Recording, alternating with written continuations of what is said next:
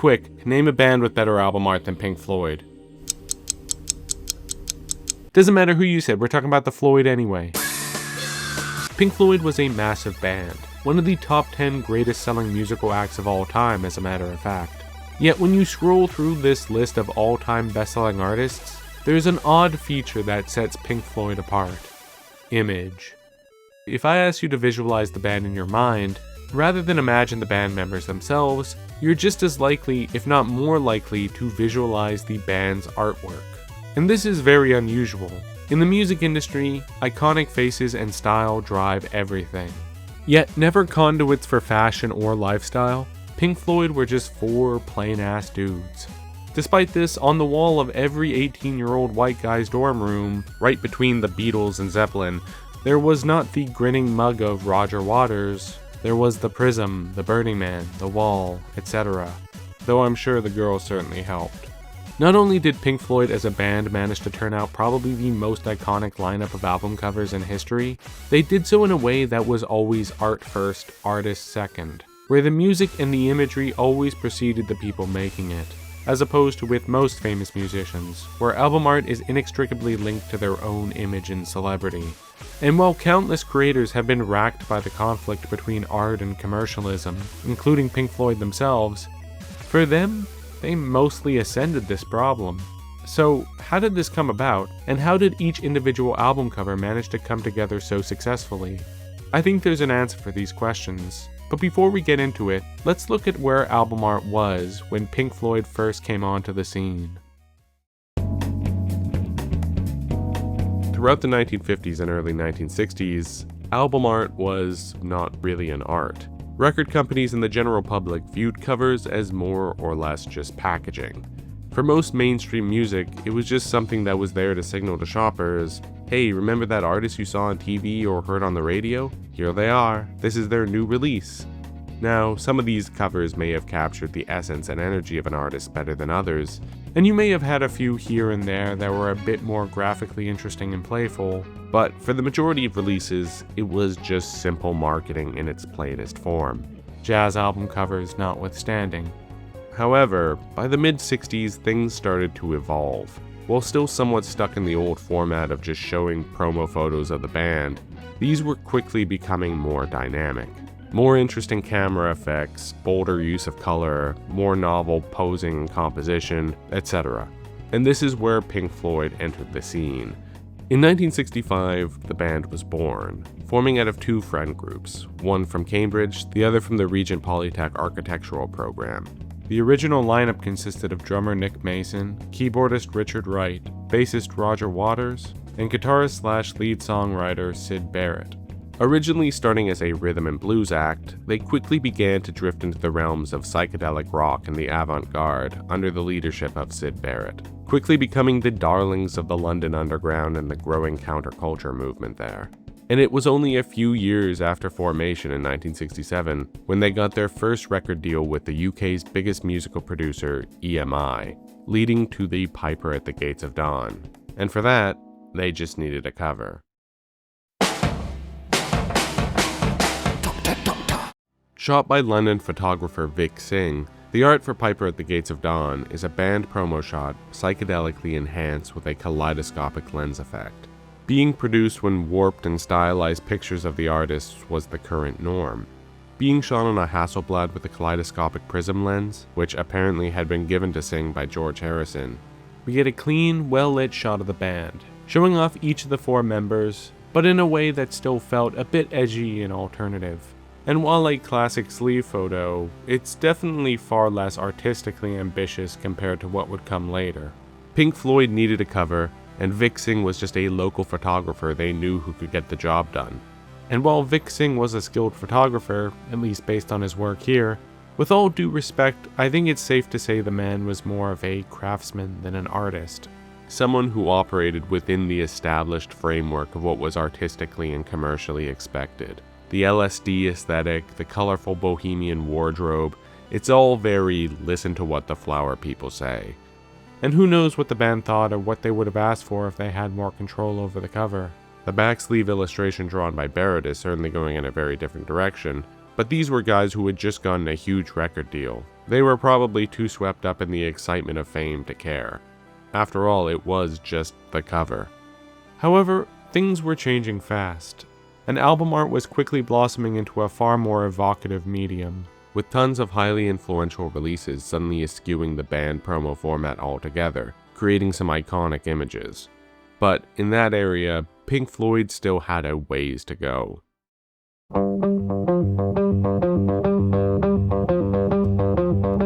Eager to continue on their early streak of success, Pink Floyd pressed forward towards their second album. Tragically though, Syd Barrett began suffering a schizophrenic mental breakdown, to which he would never fully recover. This meant the necessary introduction of guitarist David Gilmour, and Waters and Wright reluctantly having to take the lead on songwriting. But through this rockiness, their second album, Saucerful of Secrets, was recorded and ready for packaging. So, enter the design firm, Hipgnosis. Started in London by two graduates of the Royal Academy Photography School, Storm Thorgerson and Audrey Powell, better known as Poe, Hipgnosis would go on to become one of the biggest and most influential album art designers of the 1970s, covering Zeppelin, McCartney, Sabbath, Peter Gabriel, yes, you name it. But that was to come. In 1968, these were just two amateurs. In fact, Storm Thorgerson only got the job because he was high school friends with David Gilmour and knew a few of the others from Cambridge, and was essentially just in the right place at the right time. Storm was almost completely inexperienced, with Saucer being his first cover art. Knowing little of design, but spurred on by naivety and enthusiasm, the results were interesting. The design being a collage of superimposed images, shot on infrared film and hand-painted. The images in question just being a mix of random stuff Floyd were into. Snippets taken from a Doctor Strange comic, a few alchemy illustrations, a picture of the band itself, and some psychedelic paper marbling to fill in the gaps. And all this comes together to form what is, ultimately, just a visual drug trip. Once again, this was another cover that felt like it was latching onto a fairly obvious cliché of the psychedelic subculture, though it was a good first attempt. More than anything, it's really just crazy that these two knuckleheads even got hired. Two amateurs who didn't even have their own photography lab. They just used the ones from the Royal Academy, which they somehow still had access to post-graduation. And it's not like this album was some indie release produced on some underground label. This was from EMI, the biggest record company in the UK and possibly all of Europe. An insanely good first gig. I guess in some ways the apathy artists and labels had towards album art was both a blessing and a curse. As well, it led to some really boring art. It also allowed for a lot more experimentation, because who really cares about the packaging? So, Saucerful is, for better or for worse, an interesting relic of what was at its heart a very grassroots collaborative art movement. Its messiness, in a way, not too dissimilar from the state of the band itself. Its imperfections less a fault, and more a feature. It's high time, symbolize. Eventually, Syd Barrett was dropped from the band, and now, lacking direction and unsure of their future, the group was looking to try out new creative avenues, eventually leading them to take on the job of scoring the soundtrack to Barbet Schroeder's 1969 film, More. A low-budget movie that, quite frankly, did not deserve Pink Floyd. As well, not the worst thing I've ever seen, it's a really dull film. A wannabe Easy Rider about all the usual trappings of the time. Drugs, free love, counterculture, drugs, and so on. And it didn't give Storm Thorgerson much to work with. Still very new to design, Storm and Poe didn't feel confident enough to use anything besides shots taken directly from the film itself. And this movie isn't much of a looker, though it does have a handful of nice shots from the location filming in Ibiza off the coast of Spain. So eventually, Storm settled on this wide shot of a windmill, describing it as the most interesting of a dull bunch. And being a bit flat on its own, he felt they needed to spice it up a bit. So they solarized the still so that the colors came out negative. And while still obviously quite amateurish, it's not the worst cover. While the choice of font is really ugly, the visual itself is pleasing enough, I guess. Though it still feels very confined by the zeitgeist of the time. Like most great bands in their early days, Pink Floyd was influenced more by their era than their era was influenced by them. After all, this isn't Pink Floyd's More, this is More, featuring music by Pink Floyd. And while a piece of art being captured by its era isn't always a bad thing, the best media from this period is undeniably iconic, I think the lesser art to come out of the Flower Power era has aged like milk. There's a reason why the whole Summer of Love aesthetic was such a flash in the pan and died out after only a few years. And thankfully, like a lot of bands by the early 70s, the Floyd themselves broke away from the fad.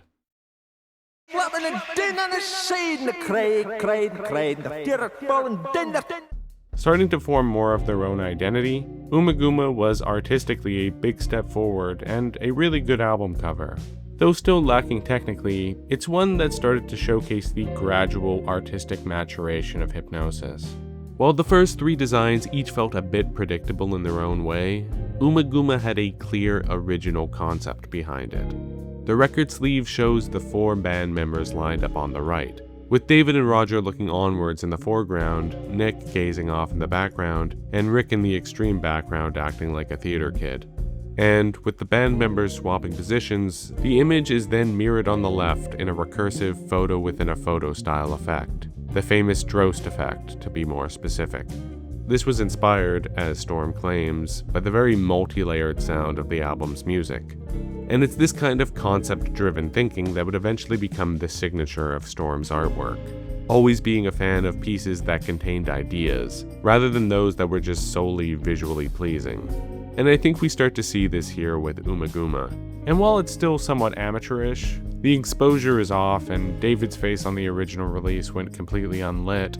It's the first cover that feels very in spirit with the music. Ummagumma is by far the band's weirdest and most experimental release, and I think Storm represented this well. Ultimately, the goal with album art is to communicate the nature and the aesthetic of the music, to draw in new potential listeners.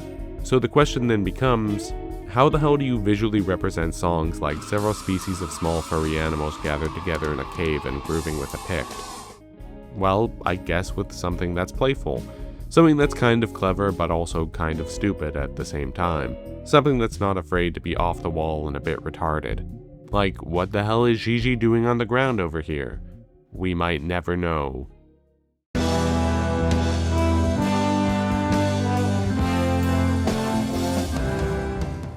Okay, now what the hell is this? Flying in the face of the idea I just presented of the cover accurately representing the music, you have Atom Heart Mother, which is a cow. Just a cow. So, I haven't spoken much about Storm Thorgerson personally so far, but I think this photo showcases his personality well. Storm was by most accounts a man who was very witty, ambitious, gifted, and also frequently hard to work with, opinionated, and provocative. Man had a bit of an edgelord streak. And his overt intention for this cover was to make something as meaningless as possible. No symbolism, no artistic style or atmosphere, just the most innocuous, nothing image he could come up with. And so, he drove north of London, stopped at the first cow pasture he could find, jumped the fence, took a photo of the first cow he came across, and that was the cover. No touch-ups required. Apparently, the concept of a nothing cover came to Storm after learning that the album's title, Atom Heart Mother, was unrelated to the music. Rather, it was just taken from some random news headline about a housewife who had just had an atomic-powered pacemaker implanted. A nothing cover for a nothing title. But that never really sat right with me. To me, Atom Heart Mother is a very something title. For one, it just sounds really cool. Atom Heart Mother. It evokes alien imagery, suggesting a lot about the music's sonic texture. A clash of the natural and the synthetic. And musically, this was a much less experimental release compared to their previous LP. Now, I'll admit I'm biased. I don't like provocative, nihilistic modern art. Work that tries to evoke nothingness is just boring to me, especially when it's trying to be edgy about it. But I have to admit, in spite of everything, it's actually a surprisingly eye-catching image. It's like the most mundane subject, yet something about the composition and the posture of the cow just draws the eye in, and makes the cover stand out. Like even before I'd heard it, it was always the sleeve that stood out to me most in the record shop in Clockwork Orange. And I feel like tonally it fits perfectly within the very cold, nihilistic landscape of that movie. And apparently it stood out to many, as this album was their biggest hit up until that point. And while executives were initially horrified at the sheer absurdity of a cow on a Pink Floyd cover, eventually they rolled with it. They stuck the cow on giant billboards and sold inflatable cow udders as promotional items. Which I think serves as an important reminder that at the end of the day, these covers are marketing. It was just the reality that whatever Storm produced was going to immediately be seized upon and contorted for commercial purposes. No matter how much he intended this to be a nothing cover, ultimately commoditization was going to make it something. And I think Storm knew that. As Poe admitted, being provocative got us noticed. We were keen to have a career, we wanted to make it. And not only was Atom Heart's image commercialized, this was essentially Pink Floyd's first iconic image. The first in a long line of singular icons like the prism or the burning handshake that would forever end up on collages and stickers and shirts. In a way, it failed in its artistic intention, as Pink Floyd's most anti-commercial cover gave birth to the modern Pink Floyd marketing scheme, and somehow, the most mundane sleeve possible managed to be more exciting than any image of 4 dudes from Cambridge ever could be.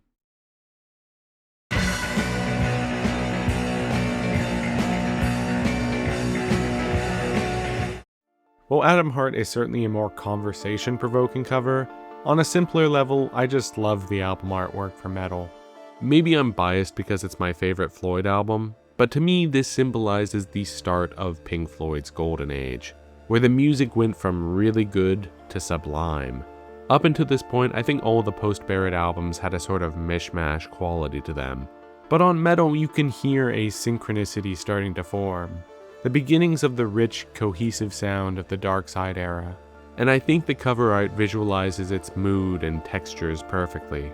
But funnily, this is one that Storm is actually not very fond of, and viewed it as a bit of a dud that failed to live up to the music. And I kinda understand why. You see, I used to think this cover was just some weird abstract image. I always saw this shape as some kind of odd turtle creature. But, and I'm sorry this might spoil the design for you, it's actually just an earlobe.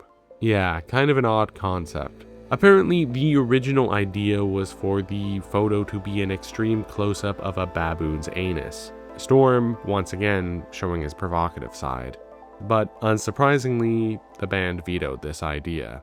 And over a muffled, long-distance phone call from their Japan tour, they suggested, seemingly off the cuff, a picture of an ear underwater instead.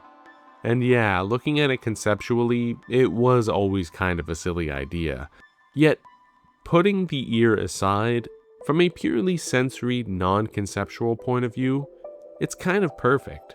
By this point, Storm had realized that any piece of art could be an album cover so long as it felt appropriate. And I think Meddle's ethereal mood is just perfectly captured here in the colors. The gentle, overlaid water ripples expressing the soft, sensual tones of the music. The odd figure giving it an ominous and unknowable quality. Again, when you ignore the fact that you're looking at an earlobe. Some albums feature a picture that doesn't evoke the sound of the music. Some do so intentionally, because arguably it doesn't matter. The audience is going to associate the music with the artwork no matter how disparate the two are. The brain naturally makes connections like that. But I think it's always better when there's a positive synergy there, because that's what really makes album art special. Music is an ephemeral thing. It's just ripples in the air, it can't be seen. But a great vinyl cover can give that sound form, and evoke imagery that exists beyond the composition or lyrics. If done well, the results can be magic, and slowly but surely, that's what Pink Floyd was starting to produce.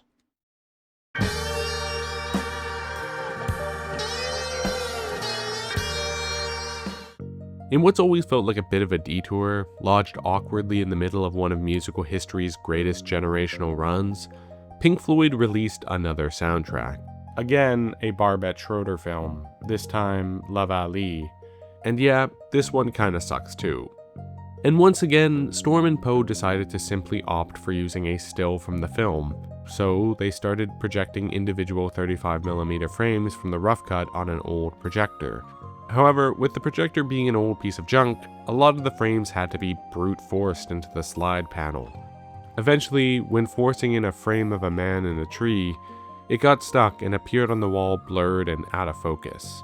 And to quote Storm himself, "The man became a primal shape, a symbol of reaching forth, of striving after some goal. The out-of-focus quality imbued an ordinary image with more transcendental qualities, reflecting eternal human dilemmas." Or so we told Barbette. And I guess it worked. While I think it's a nice enough cover, it is a bit common, like something anyone decent could have made after experimenting for long enough. And Schroeder felt the same way, once laughingly saying that Pink Floyd and Hipgnosis made sure the album cover wasn't too appealing so as to make sure it didn't steal the show from Dark Side of the Moon. And while Storm strongly refutes this, I don't buy it. I mean, we'll never know for sure, but for one thing, it's clear that he didn't have a very high opinion of Schroeder's films. He also basically admits to schmoozing Barbette on the merits of the work, and up to that point, Storm had done much more ambitious covers. So by the sounds of it, it does seem like he did kind of half-ass this one a tiny bit. In my mind, this all just goes to show that while Storm was a highly artistically minded individual, he was also a salesman, and these vinyl covers weren't all precious to him.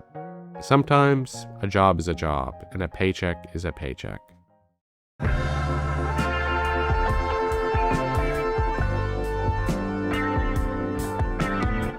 A truly great design does not require sales tactics or schmoozing. After years of slowly perfecting their craft, Pink Floyd released the sharpest LP of their career. Mileage may vary on what your favorite album is, but I think it's fair to say Dark Side of the Moon was the collaborative Pink Floyd record with the tightest, most synchronized vision behind it. And it marked a massive turning point for the band, for their music, for their wallets, their touring style, and of course, for their iconography. Perhaps sensing that Dark Side was something special, Richard Wright actually weighed in vocally on the design, asking Storm for something different. Wright wanted something clean and graphic, referencing advertisements for Black Magic chocolate. And, somewhat reluctantly, Storm obliged. And searching for inspiration, eventually he came across illustrations of light passing through prisms in an old physics textbook, which graphic designer George Hardy cleaned up and placed against a black background. And this design was only one of several that Storm drafted up for the band to pick from. However, when the band came in to look at them, they all immediately, within a minute, settled on the prism. That's the one. It was unanimous and instantaneous and unequivocal. Just like the album, which miraculously saw all the band members working in perfect harmony, the cosmic fates aligned and struck the designers at Hipgnosis with the perfect image, a vision clear like crystal. Call it luck or call it magic, the great mystery of Dark Side of the Moon was not only how did it come out so good musically, but how did it turn into such an absolutely massive commercial phenomenon? As Storm pointed out, there was no string of hit singles, no videos, no famous personalities, no catchy hook lines that people hummed, no scandal, no massive tours. Yet the album managed to stay on the charts for 14 years straight, and has sold at least 45 million copies in its lifetime. And though there's no one factor responsible for that, obviously the cover was a massive help. There's just something about it that instantaneously communicates the nature of the music to the viewer. Visually, it evokes the haunting and hypnotic mood of the songs, and as a depiction of a fundamental physical phenomenon, light dispersion, it communicates that this is an album about fundamental and universal themes. And it's also ambiguous enough that it can resonate differently with different people. And, as I'm sure the record company was overjoyed to discover, the image lends itself to endless revisions and variations. The graphic is a piece of simple geometry, and can be easily replicated and rearranged in an endless number of novel ways, like turning one of the lines on the rainbow into a heartbeat, as suggested by Roger. And the light on both sides is continuous, meaning it can flow from one prism to another infinitely. Suffice to say, the merch potential was insane, and Storm and the Pink Floyd marketing team haven't failed to realize that. And that may sound cynical, but the reason it works is because fundamentally, the artwork was all completely downstream from the music itself. For Darkside, the members of Pink Floyd were artistically in tune with one another, and that came through in the music, while Hipgnosis was artistically in tune with the music, and that came through in the image. It's just a natural result of good artistic collaboration. The fact that the final product lended itself so well to commercial purposes was just a happy accident. Early in their careers, Storm told his partner Poe, "The art comes first, the money comes later." And I do believe that Storm meant that. Once cash starts flowing, it's very easy to accuse any artist of not caring about the art and only caring about the money. But the reality is, humans are multi-dimensional creatures, and they can hold multiple desires simultaneously. Yes, Storm was ambitious and wanted to be financially successful. He probably liked money a lot, but he also wanted to create great covers which were true to the music. And that, I believe, was the stronger driving desire. Because while he was a salesman, ultimately, great work sells itself.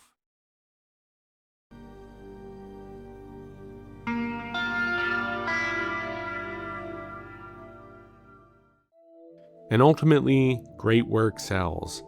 Following up Dark Side of the Moon, there was now a much greater sense of commercial pressure on the band. Pink Floyd had gone from underground experimental music to now full-on stadium rock. Hipgnosis too had seen a massive increase in scale, now being the most sought-after record design firm in the UK. And it's somewhat inevitable that with increased scale, organizations become more rigid and mechanistic. And I think the colder, angrier, and often more melancholic sound of their follow-up, Wish You Were Here, captures that reality. That feeling of growing distance between the bandmates following their newly found success. So, how did this come about? The process started as it usually did at Hipgnosis. The team listened to the music, they talked to the band to find out what they thought might be cool, and then they went off and brainstormed their own idea about what they thought would be cool.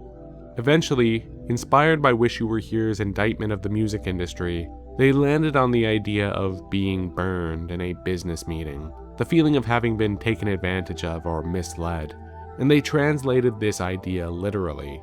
Shot on the Warner Brothers studio lot with a live stuntman, the poor guy was set on fire and extinguished 15 times before it was over. But considering how the image came out, it was for a good cause. I love the simple contrast. The two men shake, one is staunch and upright, the other slouched over and dejected, his face shadowed. And against the cold, empty backlot, with the white border around the image, it fully sells the feeling of distance and disillusionment. Granted, I wouldn't say it captures the sound of the music on a sensory level the way Meddle and Darkside do. Speaking on a strictly personal level, it's a very bright cover for an album I've always interpreted as very sonically dark. And I find the rigidity and dryness of the composition doesn't vibe with the very dynamic and textural nature of the music. However, while I don't think it works as well on a tactile level, I think it works beautifully on a spiritual and emotional level. Looking at this final sleeve, I feel more connected to the record's themes of separation, with the white frame almost suggesting a postcard sent from somewhere far away. It's a deservedly iconic image. And if the front cover wasn't enough, the vinyl originally came packaged in a black stickered cellophane sleeve, which the record companies were not eager about, but showed that the anti-commercial streak lived on in Storm. And Hipgnosis' newly found wealth did not just fill pockets, it led to a big increase in the quality and quantity of artwork they produced, with Wish You Were Here featuring a whole slew of imagery, all centered around the theme of absence. There's the invisible record merchant, symbolizing the lack of ethics behind the record company, the mysteriously floating red muslin cloth, a global symbol of both life and death, and maybe most stunningly, this incredible photo by Poe of a diver who leaves no splash or impact on the water, brilliantly conveying that subtle sense of absence. It's a great collection of images, and it showed Storm's priorities, creating art to fund more art. Ironically, friends of Storm have described him by saying that he'd be willing to sell his own grandma for the right price. However, I guess showcasing the duality of man, it's on record as well that if a project ran over budget, Storm would often be willing to make cuts out of his own personal fee if it meant finishing the shot and getting it right. Because although these are just single images, doing elaborate surreal photos like these in exotic locations all around the world is not cheap. And from an economic point of view, it only made the product needlessly more expensive for the record company, especially when it's all hidden behind a black seal. But what it did add was a great deal of artistic value to the release, and solidified Pink Floyd as the art-first band we know today.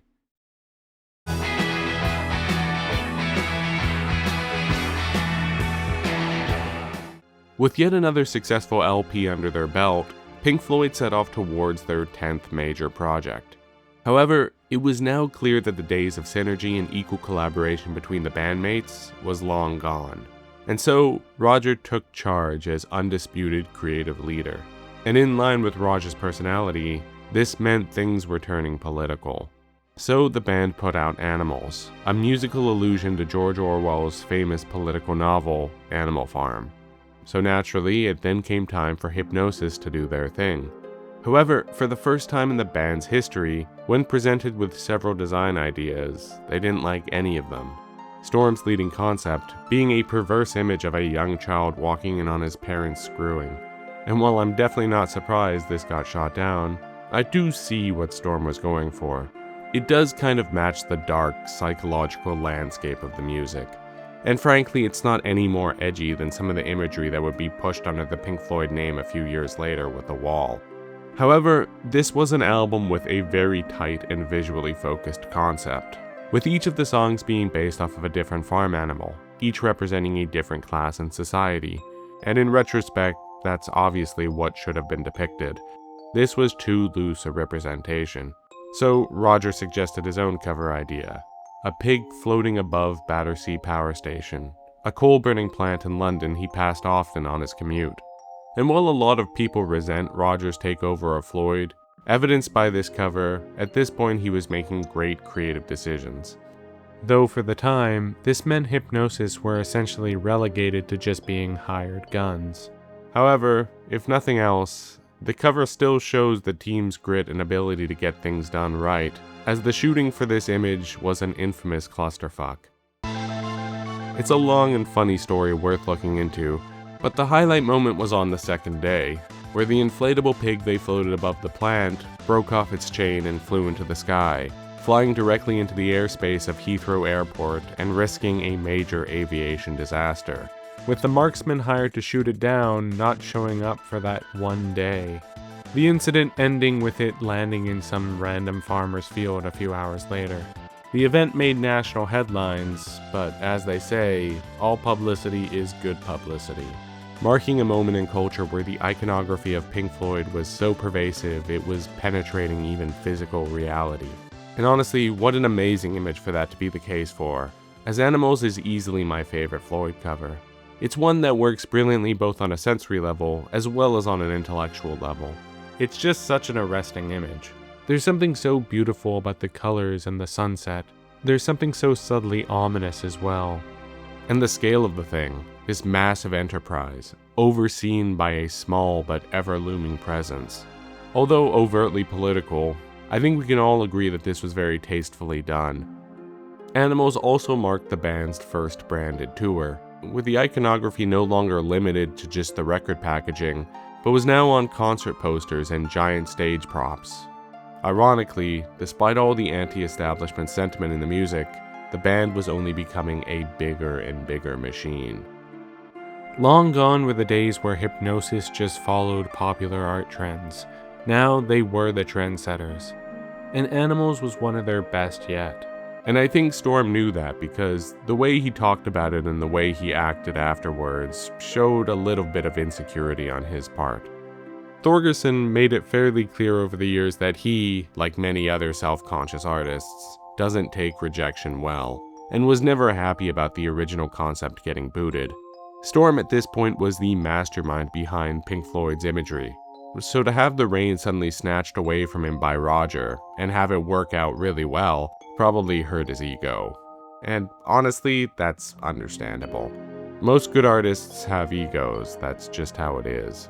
But what can't really be excused is Storm's petty decision to try to claim ownership over the design, a slight Roger took very seriously, leading him to cutting out Storm from his life entirely, and leaving Pink Floyd without a cover maker.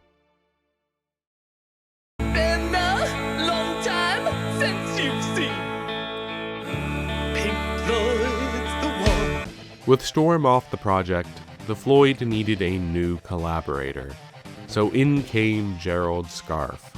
An illustrator and long-established political satirist, Scarfe was known for his distinctive and provocative caricatures. However, he was also an animator, and among many other famous projects, directed the incredible animations used for Welcome to the Machine and other songs during live shows.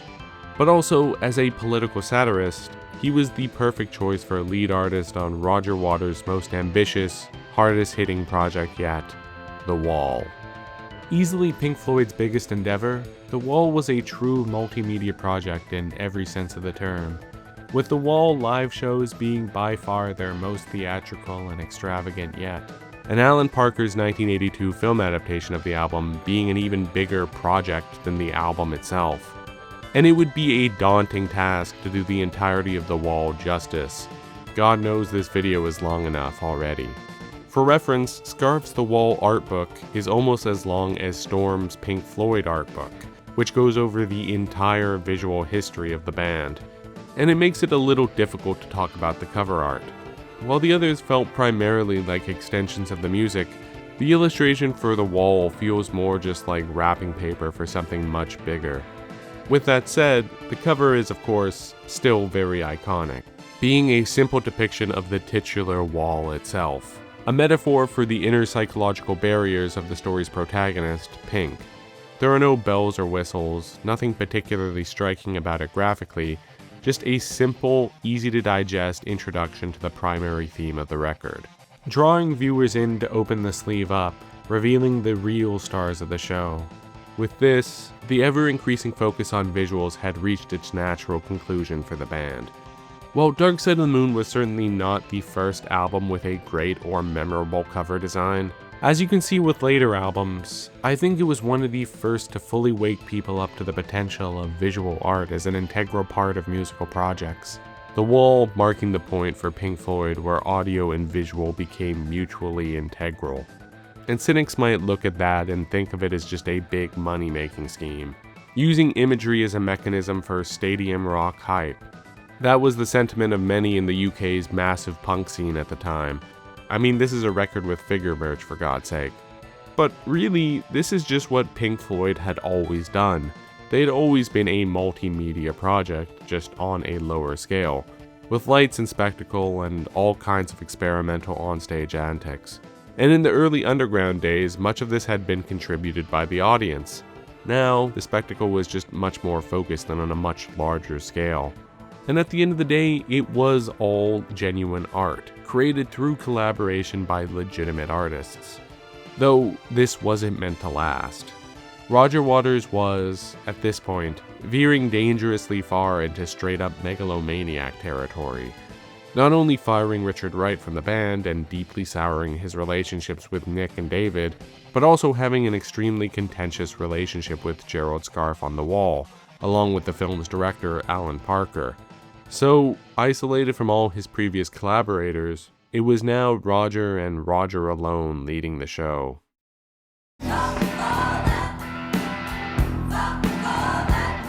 The final cut was the final Pink Floyd LP featuring Roger Waters. It's also an album with almost zero cultural legacy, no tours, and zero memorable imagery attached whatsoever. And coming straight off The Wall, how did this happen? It's not like Final Cut was a cheaper release or didn't sell. It was very commercially successful, initially. But ultimately, sales and hype cannot make up for a lack of emotional resonance. Final Cut was pretty much a solo Roger Waters project in everything but name. And more or less, we have The Wall at home. But whereas the previous release was more about personal alienation in modern society, and the politics of post-war Britain more broadly, the Final Cut was a lot more outwardly focused, much more pointed and specific, with the album spending a lot of time on very 1983-centric issues and Roger's connection with World War II. And that's what the cover depicts, the chest of a World War II soldier's uniform, complete with poppy and medals. And it's okay, there's certainly nothing wrong with this photo. Visually, it's pleasing enough. Graphically, it's well proportioned. But what it lacks is, of course, resonance. And you can see the reason why in the visual art which Roger directed, like this still photo from the inner sleeve. A soldier holding a film canister with a knife in his back. And what this was meant to symbolize was Roger Waters and how he felt backstabbed by director Alan Parker on the wall. Really petty stuff. We also get material related to very 1983 specific concerns, like the feared Japanese economic takeover and the Falkland Island Wars. Topics no doubt important at the time, but ones that barely survived the 80s in terms of relevance. And making allusions to current events isn't a problem in and of itself, but the way it's done is so on the nose. Like, take a guess, what does the Japanese welder on the Not Now John single cover represent? If you guessed the Japanese, well, it was pretty obvious, but you did get it right. You know, the reason why the Pink Floyd sound resonated with people was because there was something universal about it. This handshake wasn't just representing one business dealing, it was about the nature of the business world altogether. This pig didn't just represent one rich industrialist, it represented the entire industrial system. However, this soldier represents just one guy. And it's no surprise to me that the craftsman behind all of this, Willie Christie, was a more commercial-focused photographer who just so happened to be Roger Waters' brother-in-law. Rather than hiring an independent artist with their own firmly held sensibilities like Storm or Scarfe, Raj hired someone who he had a close familial relationship with, as I suspect they would likely be more amenable to his needs. Because, quite frankly, this whole album and all its artwork just feels like a vehicle for Roger Waters to vent out his personal bullshit. And while that would be fine for a solo project, it was inappropriate for Floyd. So while the cover artwork is fine by most accounts, for the vast majority of us it's just kind of nothing, because we don't have a connection to the subject matter. And that lack of personal connection could be compensated for if the material was good enough, but it's not. Because ultimately, it's very difficult to create great artwork that resonates with people when you're kind of just up your own ass.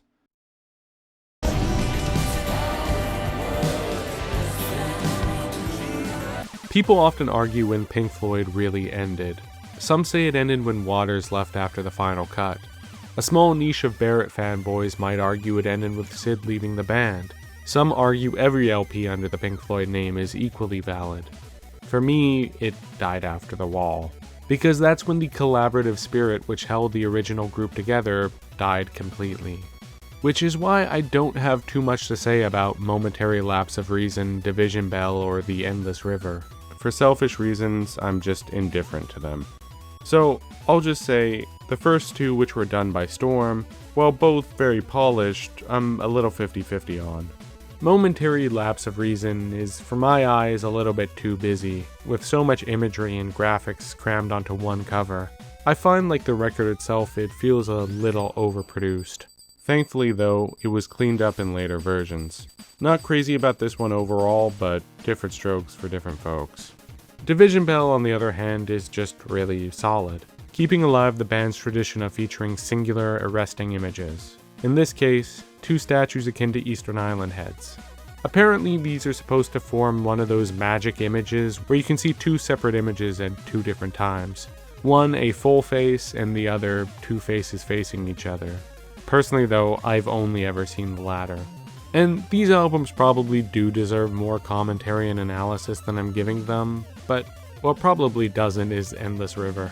Made after Storm's passing, the image was created by some random artist and just pulled off of an art portfolio site by Poe, just one of hundreds of digital art pieces considered.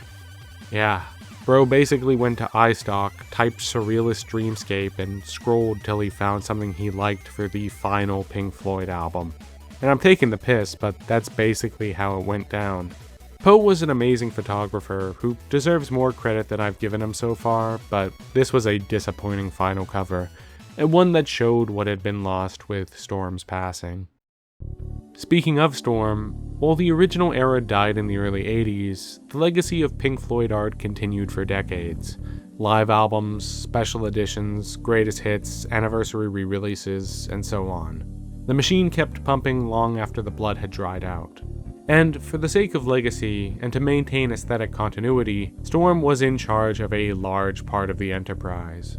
And you know what? Despite the fact that a lot of these re-releases were just a way to make money off of pre-existing material, I do think Storm managed to maintain his art-first philosophy as best he could, making sure that each piece was based on an original, surreal idea. But a lot of them do feel compromised. Like, I think this commercial shot from the top down with painted heads is pretty cool, and it feels relatively artistic, but then we cut to the product shot and suddenly it feels like somebody wants to sell me something! I told you he was on to us! overt commercialism does just somehow make media feel a lot more hollow. The border between art and commerce is a philosophical gray area, one Storm found himself in, and I think that what came out feeling genuinely artistic and what came out feeling commercial was often dictated by the product itself. Like, the reason something like Wish You Were Here felt free and artistic was because it was a brand new release, featuring new music and an exciting, innovative sound. And so the artwork had the freedom to be something entirely new and fresh as well, because it was made during a time where Pink Floyd was still a fluidly evolving entity, rather than a calcified brand with an established visual identity. So these later pieces, rather than being wholly original concepts, often had to be old concepts presented in new ways, in which the original artistic images were reduced to mere logos. While the cover for Dark Side of the Moon exists to expand on the artistic themes of the album, the cover for the 30th anniversary edition exists as a tool to remind you that you love Dark Side of the Moon. The former feels like it exists primarily as an expression of aesthetic and feeling, while the latter feels more like an instrumentalized tool of persuasion. And while some of these pieces worked very well in spite of the products being retreads, some were as stale as the idea of a greatest hits album. It's frankly not an easy job. Because look, the question, am I a sellout, is one that has torn many artists apart. But I think the reality is, in a commercial society, everything becomes commercial. It's inescapable. And it's something that will always influence the working artist, even if only subconsciously. For the right price, we're all sellouts. And in my opinion, that's something you have to make peace with. You just have to do the best within the context you're given. Yet, of all commercial art forms, I do think cover design is special. While again, it is ultimately just marketing material, it does offer more artistically than any other comparable medium. For example, while I absolutely love movie posters, rarely do they expand upon the artwork of films the same way cover designs do for music. While many posters can be graphically satisfying or build a sense of intrigue, most of the time they just directly replicate the moving image in static form. Look at the work of Drew Struzan, one of the most prolific poster designers of all time. Struzan is an incredible illustrator, and his posters are a showcase of brilliant technical ability, but most of the heavy creative work behind his posters was already done for him by the movie's art department. He just puts it all together in a visually satisfying way. And this tends to be true even of the most graphically creative posters. Again, it's the difference between skilled craftsmanship and artistry, because album art is in a unique position. With most marketing, you just show the product, but accurately representing sound through visuals is impossible without some level of abstraction. It necessitates innovation and imagination. I find really good cover art can evoke a strong feeling in me even if I have no idea what the music actually sounds like, because artistically they work independent of the music, whereas my love for something like the Blade Runner poster feels more like just an extension of my love for the movie. Now, obviously, a lot of musical acts are fronted by beautiful people, and that makes for a very easy shortcut. When the artist is eye-catching and naturally exudes the vibe of the music, just slap them on the cover and you're golden. But that wasn't Pink Floyd. Post-60s, these were not stylish or exceptionally amazing looking guys. And so Storm, for most of these pieces, had to work entirely from scratch. At the beginning I asked, how could such a massive band be so art-first when the music industry is so intensely image-focused? And in the case of Pink Floyd and Storm, I think it was a mixture of talent and luck. The talent speaks for itself. The luck came from the fact that Storm came into the business at a time where there wasn't much expectation put on the packaging, and had fully established himself professionally by the time there was. And while as the years went by, album art became more and more focus-tested and commercial-oriented, Storm's work only became more and more his own, as he'd established himself as a singular name. In the later years, there was just an understanding from artists that you didn't hire Storm Thorgerson to bring your idea to life. You hired him so that he could bring his idea to life for you. And frankly, he also had the massive luck of knowing Pink Floyd, because they were the very first to put that trust in him. As Roger said, there's no point in hiring an artist and then telling them what to do. You hire them for what they do. And if you don't like it, fire them. And that's the crazy thing that underscores this whole story. How much Pink Floyd were willing to just hand over the reins to Storm. Because it's not like these guys didn't have any visual know-how. 3 out of 4 of the band members were students of architecture. Yet, they let the professional visual guy do the visuals, while they, the professional musicians, did the music, while still leaving the door open for sharing ideas. And ultimately, I think it's thanks to that spirit of respect, openness, and collaboration, which allowed Storm Thorgerson to perfect the album art of Pink Floyd.